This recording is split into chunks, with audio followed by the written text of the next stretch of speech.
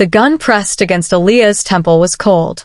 The man holding it had steady hands, which was worse than if they'd been shaking.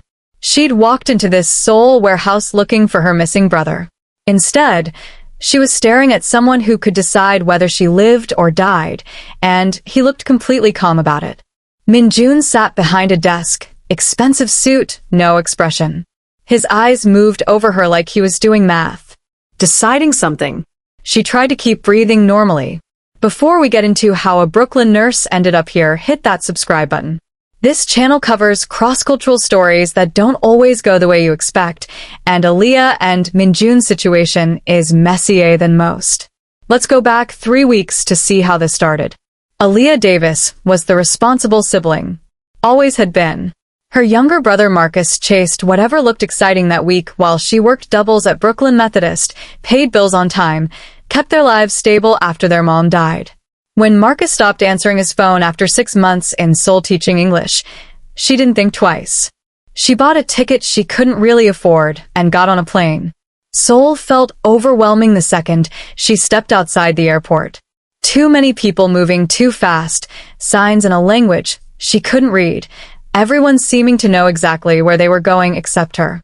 Marcus's apartment building was in Gangnam, which looked expensive. She rang his buzzer 5 times. Nothing. Excuse me, do you speak English? She tried an older woman leaving the building. The woman shook her head, walked faster. A young guy in a business suit finally stopped. You need something? My brother lives here. Marcus Davis, apartment 402. Have you seen him? His face changed. He looked nervous. No. Saw the... Then he basically ran away.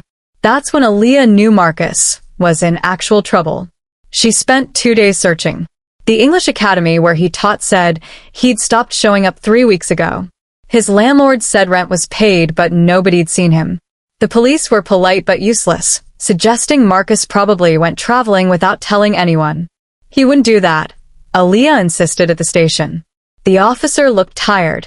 Seoul is safe city. Your brother is adult. Maybe he wanted space.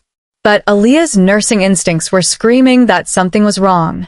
She had 10 days before she needed to be back at work. Not enough time. On her 3rd night, drinking alone in an Itaewon bar because she didn't know what else to do, she overheard 2 American teachers at the next table. That teacher who borrowed from loan sharks? Still missing, I heard. Aaliyah turned around fast. What teacher? They both looked startled. I don't know his name. Just something I heard. Why? My brother's missing. Marcus Davis. You know him? They exchanged glances. One leaned closer. Look, if your brother got involved with those people, you should go home. They're not regular loan sharks. They're connected to serious organized crime. People who ask questions about them tend to stop asking real quick. What people? Who runs it? We don't know names. We're not stupid. But there's this guy, Korean, maybe early 30s, controls a lot in this area. Gambling, loans, other stuff. If your brother owes him money... He didn't finish the sentence. Aaliyah spent the next day asking careful questions, following threads. Marcus had been gambling. Got in over his head. Borrowed from someone named Min-jun, a name people only whispered. Finding Min-jun wasn't easy. Most people went quiet when she brought up the name. Finally, a bartender took 200,000 won and gave her an address. A warehouse near the river. You're crazy going there, he said. That's not somewhere for people like you. What do you mean, people like me? People who want to stay alive. She went anyway. Marcus was her little brother. She'd practically raised him after their mom died. Family meant something. The warehouse looked exactly like a place where bad things happened. Gray, industrial, chain-link fence, 2 guys in suits standing guard. They stared at her like she'd lost her mind. I need to see Min-jun. Her voice shook a little.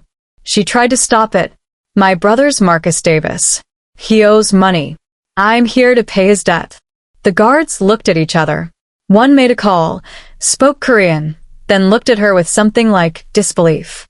He says come inside. The office was cleaner than she expected. Modern desk, good lighting, a view of Seoul through the window. And Min-jun, sitting there in a black suit that probably cost more than her monthly rent. He was younger than she'd pictured. Handsome in a way that made you uneasy, because people who looked like that usually knew it. "You're Marcus Davis's sister," he said. Perfect English, no accent. "The nurse from New York. Brooklyn. How do you?" "I research people who owe me money." "Seat." Aaliyah sat. Her heart was going too fast. "Where's my brother?" "Good question. Where is your brother?" Mignon leaned back. "He borrowed 50 million won from me. About 40,000 US dollars. Promised to pay back in 3 months. That was 4 months ago. Then he disappeared. I'll pay you. That's why I came. I have some savings. I can get a loan. Work out payments." "You make what, 70,000 a year?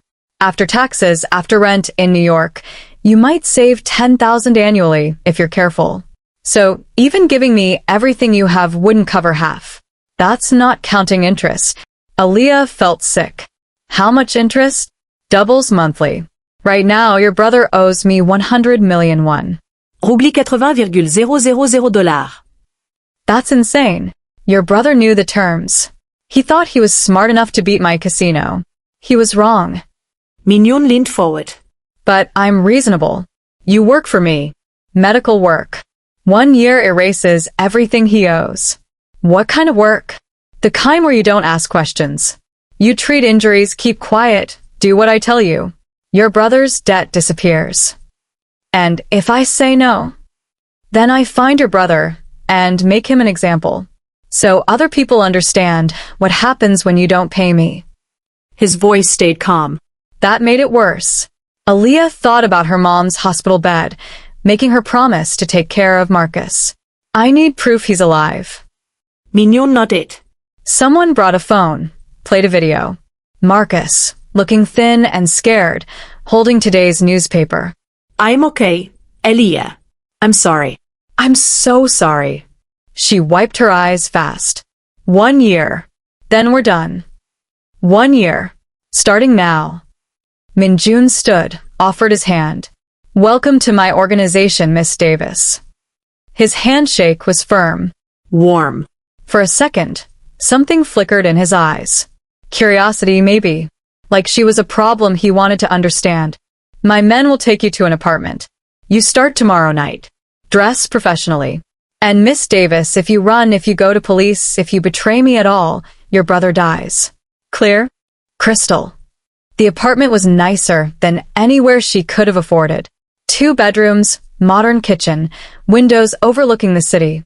A beautiful cage. That night, alone, Aaliyah called her supervisor and quit, citing family emergency.